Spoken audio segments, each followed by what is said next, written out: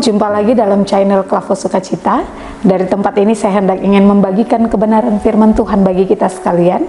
Oleh sebab itu, firman Tuhan bagi kita terdapat dalam kitab kudus perjanjian baru, yaitu kitab Wahyu, pasalnya yang ke-20, ayat 1 hingga ayatnya yang ke-6. Sebelum kita membaca dan merenungkan kebenaran firman, mari kita tunduk kepala, kita bersatu di dalam doa, kita berdoa. Ya Tuhan Allah Bapa kami yang bertakhta dalam kerajaan sorga, kami hendak ingin membaca dan merenungkan kebenaran firman-Mu dari Wahyu pasalnya yang ke-20 ayat 1 hingga ayatnya yang ke-6. Kami menyadari Tuhan, kami penuh dengan keterbatasan untuk dapat memahami apa arti firman bagi kehidupan kami sebagai anak-anak Tuhan. Maka oleh sebab itu kami datang kepadamu Tuhan yang sebagai firman yang hidup itu. Urapi setiap kami agar kami dapat memahami dan mengerti apa maksud Tuhan lewat firman Tuhan yang hendak kami baca dan renungkan sebagai satu persekutuan di saat ini. Bersabdalah bagi kami ya Tuhan, karena kami telah siap sedia untuk membaca, mendengar dan merenungkan kebenaran firman Tuhan. Amin. Wahyu pasalnya yang ke-20 ayat 1 hingga ayat yang ke-6, beginilah bunyi kebenaran firman Tuhan. Kerajaan 1000 tahun. Lalu aku melihat seorang malaikat turun dari sorga, memegang anak kunci jurang maut dan suatu rantai besar di tangannya. Ia menangkap naga si ular tua itu, yaitu iblis dan Satan, dan ia mengikatnya 1000 tahun lamanya, lalu melemparkannya ke dalam jurang maut dan menutup jurang maut itu dan memeteraikannya di atasnya, supaya ia jangan lagi menyesatkan bangsa-bangsa sebelum berakhir masa 1000 tahun itu. Kemudian daripada itu ia akan melepaskan untuk sedikit waktu lamanya. Lalu aku melihat takhta-takhta dan orang-orang yang duduk di atasnya. Kepada mereka diserahkan kuasa untuk menghakimi. Aku juga melihat jiwa-jiwa mereka yang telah dipenggal kepalanya karena kesaksian tentang Yesus dan karena firman Allah, yang tidak menyembah binatang itu dan patungnya, dan yang tidak juga menerima tandanya pada dahi dan tangan mereka. Dan mereka hidup kembali dan memerintah sebagai raja bersama-sama dengan Kristus untuk masa 1000 tahun. Tetapi orang-orang mati yang lain tidak bangkit sebelum berakhir masa yang 1000 tahun itu. Inilah kebangkitan pertama. Berbahagialah dan kuduslah ia yang mendapat bagian dalam kebangkitan pertama itu. Kematian yang kedua tidak berkuasa lagi atas mereka, tetapi mereka akan menjadi imam-imam Allah dan Kristus, dan mereka akan memerintah sebagai raja bersama-sama dengan dia 1000 tahun lamanya. Sampai demikian jauh pasal kebenaran firman Tuhan yang dikatakan berbahagia kita semua yang mau membaca, mendengar dan merenungkan kebenaran firman itu dalam hidup dan kehidupan kita hari lepas hari. Bapak Ibu Saudara-saudari pendengar Klavos dimanapun kita berada, dari kebenaran firman Tuhan kita di saat ini, Wahyu pasalnya yang ke-20 ayat 1 hingga ayatnya yang ke-6, dengan perikop Tuhan mendengar seruan setiap orang. Nah Bapak Ibu Saudara-saudari yang diberkati oleh Tuhan, bahwa Wahyu pasal 20 ayat 1 hingga ayat yang ke-6 ini membawa kita pada suatu pengertian bahwa kehidupan ini tidak hanya berakhir dalam sebuah kematian, tetapi dibuka untuk suatu pengharapan dan kehidupan yang kekal. Nah Bapak Ibu Saudara-saudari yang diberkati oleh Tuhan, hari ini kita bergumul, hari ini kita ada dalam suatu sukacita yang besar, meskipun dalam pergumulan yang kita hadapi. Bisa jadi kita juga sudah merasa lelah dalam semua rutinitas dan tuntutan kehidupan. Tapi ingatlah, kita punya Allah yang mengerti, kita punya Allah yang peduli akan segala persoalan yang kita hadapi. Allah Allah yang mengasihi kita, Allah itu juga yang akan mendengarkan setiap seruan hati kehidupan semua anak-anak Tuhan. Nah, Bapak Ibu saudara-saudari yang diberkati oleh Tuhan, bahwa Wahyu, kitab Wahyu ini kita menemukan banyak simbol, kita menemukan banyak angka, kita menemukan banyak warna, tetapi juga kita menemukan banyak hewan dan benda. Dan semua simbol itu sulit untuk kita mengerti, tapi simbol-simbol itu dimengerti oleh 7 jemaat di Asia Kecil yang menjadi alamat dari penulis kitab ini, juga menjadi pengertian oleh orang Kristen di masa itu yang membaca kitab Wahyu. Nah, Bapak Ibu yang diberkati oleh Tuhan, sekarang juga generasi kita di saat ini, kita mempunyai banyak simbol, atau juga kita mempunyai banyak istilah yang hanya dimengerti oleh orang-orang yang satu generasi. Ada kiasan di generasi sekarang ini, seperti kita katakan, Bapak Ibu yang diberkati Tuhan, ada istilah ya yang dikatakan dengan besti, atau ada istilah yang dikatakan dengan beti. Ya, besti di kalangan kita di saat ini kita kenal dengan mungkin sahabat dekat, teman dekat, ya, yang bisa kita berbagi dan lain sebagainya. Tapi istilah besti ini pun juga belum tentu dipahami oleh mungkin orang-orang yang sudah usianya di kalangan kita yang sudah terlebih dahulu, atau juga nanti akan ada kalangan-kalangan kita yang mungkin belum di saat ini, tapi nanti di masa yang akan mendatang. Apakah mereka mengenal atau apakah mereka mengetahui dengan simbol atau istilah kata besti atau istilah kata sahabat karib ini? Belum tentu, Bapak Ibu yang diberkati Tuhan. Saya memberikan satu contoh konkret nyata yang sekarang kita dengar istilah polisi tidur, contoh ya. Tapi ada orang-orang tua kita yang hidup, yang sudah mendahului kita, ya, mereka tidak mengenal kata istilah polisi tidur. Yang ada di pikiran mereka, kenapa polisi-polisi yang sekarang ini yang menjadi abdi negara, kenapa mereka harus tidur di situ? Padahal ini istilah polisi tidur, yaitu mungkin hanya pembatas jalan, ya, sehingga orang-orang yang melewati itu tidak boleh ada dalam kecepatan, tetapi mereka akan mengurangi kecepatan itu untuk dapat melewati itu dengan baik. Nah, istilah-istilah ini juga yang dapat dimengerti ketika mereka mengungkapkan istilah itu, dapat dimengerti dengan generasi mereka di saat itu, atau pada saat dimana mereka membaca atau mengenal atau mengetahui. Nah, Bapak Ibu yang diberkati Tuhan, di dalam kitab Wahyu ini, ya, kenapa dikatakan bahwa kenapa kitab Wahyu juga dia memakai simbol yang maknanya hanya dimengerti oleh orang-orang Kristen pada masa itu.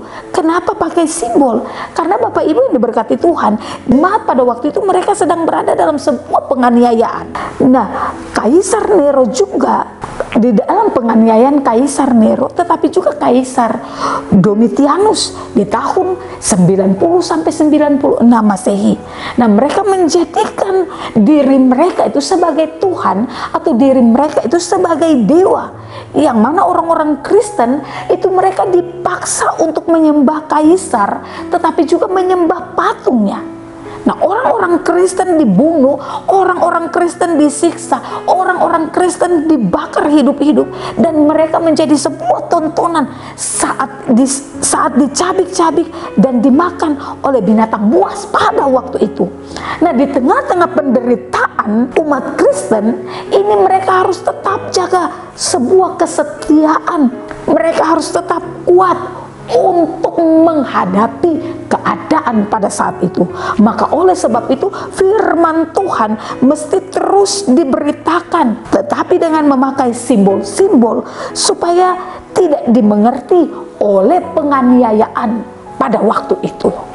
Nah, Wahyu 20 ayat 1 sampai ayat yang ke-6, dalam penglihatannya Yohanes melihat seorang malaikat, ini utusan Allah, mewakili otoritas Allah dari sorga. Ia membawa rantai besar dan anak kunci jurang maut sebagai sebuah simbol alat pengendalian dari Tuhan itu sendiri. Lalu si iblis atau yang dikatakan sebagai Satan yang berwujud naga atau ular tua, ini simbol dari kuasa kejahatan, ini simbol dari kuasa kegelapan yang disebutkan malaikat itu memegang, menangkap, melemparkan, menutup, memeteraikan, mengunci dalam jurang maut, dan langsung boleh dikategorikan iblis itu dia mati kutuk. Iblis itu tidak berkuasa lagi. Nah, Bapak Ibu saudara-saudari yang diberkati Tuhan, ini menunjukkan bahwa kuasa jahat ada di bawah kendali Allah. Iblis penguasa yang antikristus tidak lagi memiliki kuasa untuk menyesatkan. Nah, penglihatan ini memberi harapan kepada Yohanes yang sedang dibuang di Patmos dan semua orang percaya di masa Wahyu yang sedang menderita penganiayaan, bahwa Tuhan itu Allah yang mengerti dan peduli. Tuhan dia mendengar, tapi juga Tuhan langsung turun tangan. Tuhan bertindak, Tuhan melumpuhkan kuasa kejahatan. Ada waktu yang singkat iblis itu dilepaskan. Tapi Bapak Ibu yang diberkati Tuhan, perlu kita ketahui bahwa waktu itu singkat saja, dan dibandingkan dengan kemurahan Allah dan pernyataan Allah yang tidak pernah terbatasi oleh waktu. Maka oleh sebab itu kita kategorikan bahwa Allah kita itu adalah Allah yang berkuasa, Allah yang tidak dapat dibatasi oleh ruang dan waktu. Tetapi kuasa iblis itu dia dikendalikan hanya oleh kuasa Allah itu sendiri. Nah, Bapak Ibu ya saudara-saudari yang diberkati oleh Tuhan, Tuhan bukan saja mendengar, Tuhan bukan saja bertindak, tetapi Bapak Ibu yang diberkati Tuhan, Tuhan juga memulihkan orang-orang percaya, bahkan memberikan kehidupan yang baru, memberikan sebuah kehidupan yang kekal. Orang percaya beroleh kuasa untuk dapat menyatakan kerajaan Allah itu. Orang percaya yang disimbolkan dengan takhta-takhta, dengan orang-orang yang duduk di atasnya, ini adalah orang-orang yang setia, yang tidak menyembah binatang, yang tidak menyembah patungnya. Binatang dan patung ini adalah simbol dari penguasa yang disebut sebagai antikristus itu.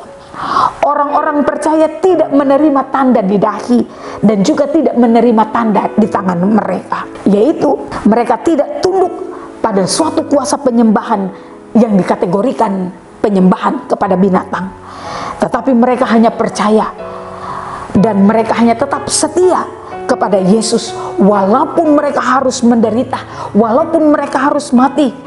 Tetapi mereka akan beroleh sebuah kebangkitan pertama dan mereka tidak mengalami kematian yang kedua. Maka oleh sebab itu Bapak Ibu yang diberkati oleh Tuhan, kebangkitan yang pertama dan kematian yang kedua ini adalah sebuah simbol dari dua hasil akhir yang sangat kontras, hidup kekal dan juga penghakiman kekal. Nah, orang yang setia kepada Yesus ini akan mengalami hidup kekal dan mengalami kuasa Allah dalam 1000 tahun. Nah, 1000 tahun di sini Bapak Ibu yang diberkati Tuhan, 1000 tahun ini adalah simbol dari masa sebuah penggenapan. Jadi 1000 tahun dalam perhitungan manusia ini tidak sama dengan 1000 tahun dalam penghitungan Allah itu sendiri. Jadi Bapak Ibu yang diberkati Tuhan, kita punya Allah yang dahsyat, kita punya Allah yang luar biasa, Allah yang sanggup menuntun, menolong dan juga mendengarkan setiap seruan-seruan dari anak-anak Tuhan yang percaya kepadanya. Nah, Yesus Tuhan kita yang sudah naik ke sorga, Dia itu adalah Allah di atas segala Allah, Raja di atas segala Raja, Dia Tuhan di atas segala Tuhan, Dia Tuhan yang pegang kendali atas segala sesuatu, kuasanya tak terkalahkan. Maka oleh sebab itu janganlah kita lelah untuk terus mau berseru kepada Tuhan. Mungkin jawaban Tuhan tidak datang secepat yang kita harapkan, tapi firman Tuhan menguatkan kita bahwa Tuhan tidak tuli terhadap setiap seruan umatnya.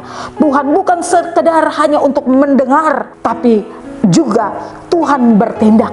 Saat kita mengalami tekanan karena iman, saat kita mengalami tekanan karena gumul dalam kehidupan keluarga kita, dalam melayani Tuhan dengan berbagai banyak tantangan yang datang silih berganti. Tetapi firman mau katakan, mari kita mau tetap taat, kita mau tetap setia, bahwa percayalah setiap tetesan air mata Tuhan itu tahu. Tuhan selalu mendengar seruan setiap orang percaya, seruan dalam ketidakadilan, seruan dalam kesetiaan, dan seruan dalam sebuah pertobatan. Tuhan tidak pernah lalai untuk menepati janji-janjinya. Dia melihat, dia peduli, tetapi juga dia bertindak. Maka apapun kondisi kita di hari ini, mari kita mau datang kepada Tuhan, kita mau berseru kepada Tuhan, kita mau berserah hanya kepada Yesus Kristus. Dan percayalah, Dia sanggup untuk menjawab, Dia sanggup untuk mendengar dengan kasih-Nya, dengan kuasa-Nya, dan dengan kemenangannya. Maka setiap anak-anak Tuhan tidak akan jerih lelah, mereka tidak akan pernah sia-sia. Itu akan diperhitungkan, karena waktu Tuhan adalah waktu yang indah. Tuhan mempunyai firman, Dia mendengarkan apa yang menjadi setiap seruan hati kita. Amin. Mari kita berdoa kepada Allah yang hidup, Allah yang mempunyai firman itu sendiri. Allah, Engkau akan sendiri mengutus Roh-Mu yang kudus untuk dapat mengartikan setiap kebenaran firman ini dalam hidup dan kehidupan kami manusia. Hamba telah selesai dalam berkata-kata, tapi hamba percaya Roh Kudus bekerja untuk mendatangkan kebaikan, sukacita yang melimpah dalam hidup dan kehidupan kami sebagai orang-orang yang percaya. Terima kasih Tuhan, berkenanlah Tuhan untuk memberkati hari-hari hidup kami. Kami sebagai para hamba-hamba-Mu yang diutus oleh Tuhan untuk menyampaikan apa yang menjadi sabda kebenaran firman bagi setiap jemaat Tuhan dimanapun mereka berada. Berkenanlah juga Tuhan untuk memberkati setiap para pendengar Klafos yang mendengarkan kebenaran firman, diberkati dalam hidup dan kehidupan mereka secara pribadi, tetapi juga dalam kehidupan keluarga, dalam dunia pekerjaan, dalam dunia pelayanan, dimanapun mereka berada. Tuhan pakai mereka juga lebih heran, lebih dahsyat lagi, sehingga nama Tuhan selalu dipuji dan dipermuliakan. Terima kasih banyak Tuhan. Berkenanlah Tuhan untuk terus memberkati hidup dan kehidupan kami sekalian. Pakai kami lebih heran lagi Tuhan, untuk menjadi alat kesaksian Tuhan di tengah-tengah dunia ini, sehingga nama Tuhan selalu dipuji dan dipermuliakan. Terima kasih banyak Tuhan Yesus. Hanya kepada Tuhan Allah yang menjadi gunung batu dan keselamatan dalam hidup kami, kami berdoa dan terus berserah diri hanya di dalam naungan tangan pengasihan Tuhan. Terpujilah nama Tuhan kini dan sampai selama-lamanya. Amin. Shalom, Tuhan Yesus memberkati.